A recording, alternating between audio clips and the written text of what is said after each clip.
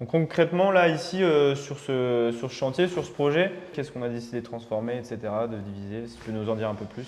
Yes, alors du coup, comme je le disais tout à l'heure, en fait, donc c'est un immeuble de 4 lots à la base. Donc on a 2 appartements à l'étage qui étaient déjà divisés. Donc nous, on s'est chargé de la rénovation complète de ces 2 appartements qu'on Ok. ira voir tout à l'heure. On a à côté un local co qu'on n'a pas touché. Il y a un locataire qui est en place. Et ici, du coup, on est sur toute une surface qui était un garage automobile avec une terrasse là où on était tout à l'heure. Et du coup, ici, l'idée, ça a été de transformer du coup ce garage en T3 avec une pièce de vie en L ici. Donc ici, on se trouve dans le coin cuisine avec la partie repas qui va se trouver ici. Derrière toi, Thomas, on a 2 chambres.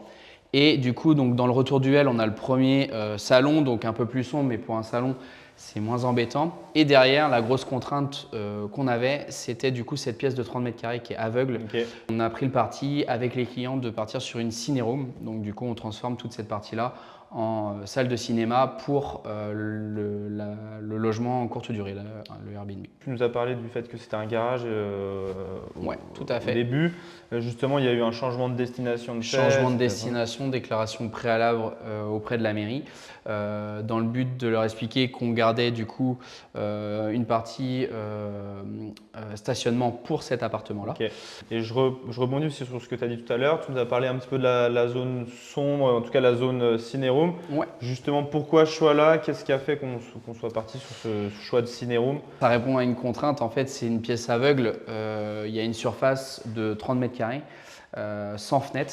Ok. Donc du coup, destiné à l'époque au stockage. Donc nous, la contrainte, c'était d'imaginer un espace dans lequel on pouvait recevoir du monde avec cet appartement et qui soit utile. Donc aujourd'hui, il y a des tendances qui vont vers la location à thème. On a un peu détecté ça avec nos clients. C'est l'avantage sur ce type de projet là où on fait de la division, ce qu'on peut appeler parfois des immeubles de rapport. C'est-à-dire qu'on peut avoir de la location longue durée, on peut avoir de la location courte durée, de la location courte durée à thème par exemple. On peut aussi tout à fait. imaginer de la colocation sur des secteurs qui sont propices à ça.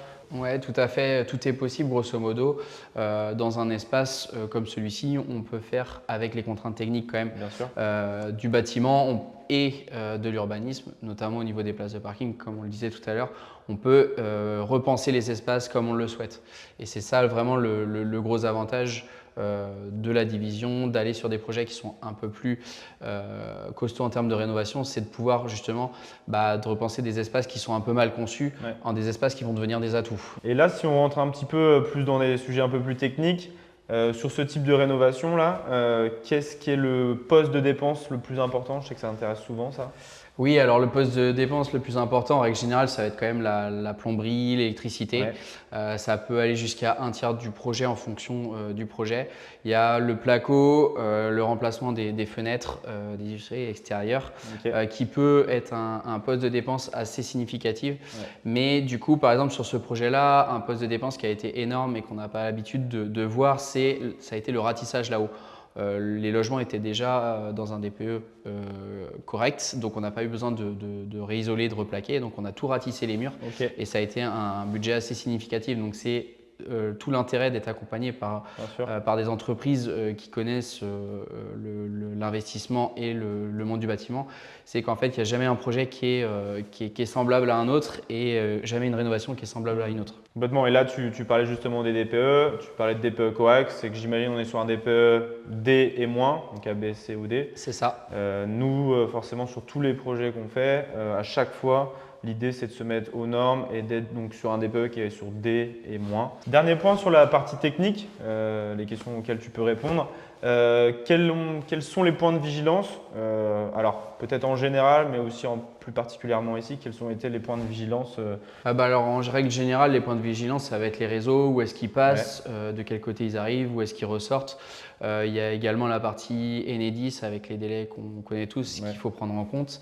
Ici, les points de vigilance, ça a été à l'étage les planchers. On est sur un plancher bois qu'il a fallu tout réagréer parce qu'il y avait des différences de planéité. Ici, pareil, on a dû recouler une chape sur l'ensemble de la surface pour pouvoir passer les réseaux. Et je rebondis sur ce que tu as dit notamment sur Enedis. Il y a un vrai point de vigilance sur quand on divise un bâtiment ou un immeuble, il faut créer des compteurs électriques, d'eau, etc. Tout à fait. Et ça, on répond à des normes.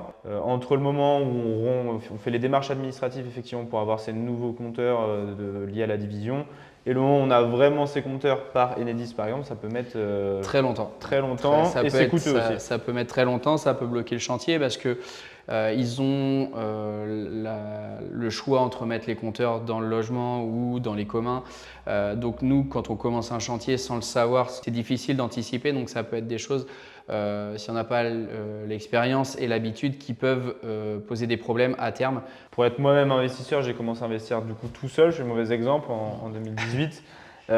J'ai fait moi-même les démarches auprès d'Enedis pour les compteurs. J'ai jamais autant passé de temps avec quelqu'un au téléphone de toute ma vie. Donc c'est pour ça, vraiment, faites-vous accompagner sur cette partie-là parce que c'est vraiment hyper chronophage et ça peut être coûteux et ça prend énormément de temps. Tout à fait, on est bien d'accord. Bon, super, merci Florian d'avoir répondu à toutes ces questions. J'espère que nos investisseurs y verront un petit peu plus clair sur ces questions un peu plus techniques. Et puis hâte de poursuivre notre collaboration sur de nombreux chantiers et de nouveaux projets pour nos investisseurs. Et bah, c'était un plaisir. Je te dis à bientôt À bientôt sur d'autres Florian. projets. Au revoir. Salut.